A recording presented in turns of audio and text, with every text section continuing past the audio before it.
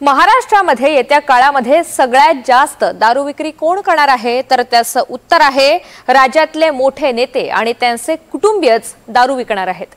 सरकारनं बऱ्याच वर्षांनंतर दारू विक्रीचे परवाने दिलेले आहेत आणि या दारू विक्रीचे परवाने घेण्यात नेते आणि नेत्यांची मुलंच आघाडीवर आहेत। दारू विक्रीच्या 328 परवान्यांपैकी तब्बल 96 परवाने नेत्यांच्या घरामध्ये गेलेत। पाहुयात पुढच्या काळामध्ये कुठल्या नेत्यांकडून आणि नेत्यांच्या मुलांकडून दारू विकत घेता येणार आहे। दारू विकताना नेत्यांचे स्पेले काठोकाठ भरले। चला बसूया, नेत्यांनी आपापसातच परवाने वाटले। 328 परवान्यांपैकी 96 परवाने नेत्यांनी लाटले। ही कथा आहे राज्य सरकारच्या नव्या मद्य निर्मिती धोरणाची। दारू विक्रीचे परवाने खुले करताच नेत्यांनी आपापसातच ते वाटून घेतले। यातले मोठे लाभार्थी म्हणजे अजित पवारांचा मुलगा जय पवार आणि नितीन गडकरींचा मुलगा सारंग गडकरी। 328 परवान्यांपैकी 96 परवाने नेत्यांच्याच घरात गेले। पार्टी विथ डिफरन्स म्हणवणाऱ्या भाजपनं दारू पार्टीसाठी म्हणजेच दारू विक्रीसाठी भाजपच्या 5 नेत्यांनी 40 परवाने मिळवले। त्याच्या खालोखाल नंबर लागतो तो अजित पवारांच्या राष्ट्रवादीचा।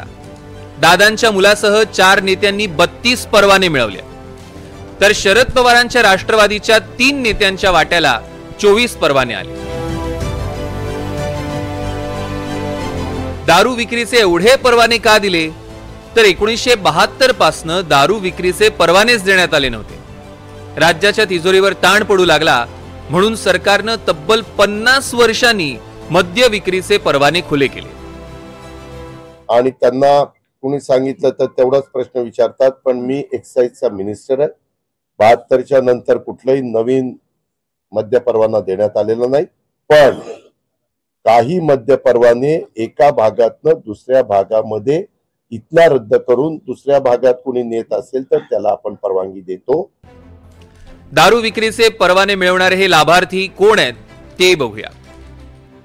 पर्यावरण मंत्री पंकजा मुंडेंचे पुत्र आर्यमन चारुदत्त पालवेंची रॅडिको एनव्ही डिस्टिलरीज, केंद्रीय मंत्री नितीन गडकरींचा मुलगा सारंग गडकरी संचालक असलेली मानस ॲग्रो इंडस्ट्रीज, कराड दक्षिणचे भाजपा आमदार डॉक्टर अतुल भोसलेंशी संबंधित यशवंतराव मोहिते कृष्णा साखर कारखाना, दक्षिण सोलापूरचे आमदार सुभाष देशमुखांचे पुतणे महेश देशमुखांची लोकमंगल माऊली इंडस्ट्रीज, अजित पवार गटाचे माजी आमदार संजय मामा शिंदे संचालक असलेली विठ्ठल कॉर्पोरेशन, मोहोळचे माजी आमदार राजन पाटलांचे व्यावसायिक भागीदार संचालक नक्षत्र डिस्टिलरीज अँड ब्रुवरीज, उपमुख्यमंत्री अजित पवारांचे पुत्र जय पवारांचे व्यावसायिक भागीदार असलेल्या सदानंद बापट यांच्या ॲडलर्स बायो एनर्जी आणि असोसिएटेड ब्लेंडर्स, शरद पवार गटातील इस्लामपूरचे आमदार जयंत पाटलांचे पुत्र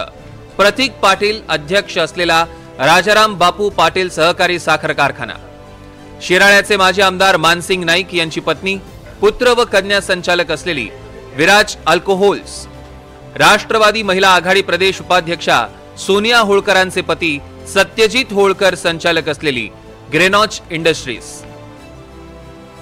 अशी लाभार्थ्यांची यादी आहे।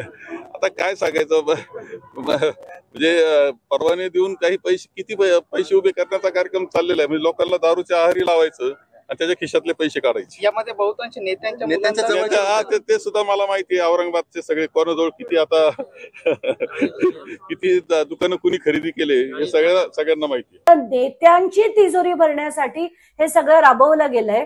म्हणजे आधी त्यांना साखर कारखाने दिले, मग डिस्टिलरी एक्सपॅन्शन केलं, त्याच्यात साखर बनत नाही, साखर अगदी फार कमी प्रमाणात बनते आणि त्यातली जी रेशनिंगची साखर आहे ती अनेक कारखाने देत नाही, म्हणजे ज्याला लेव्ही शुगर म्हणतो ते अनेक कारखाने देत नाहीयेत।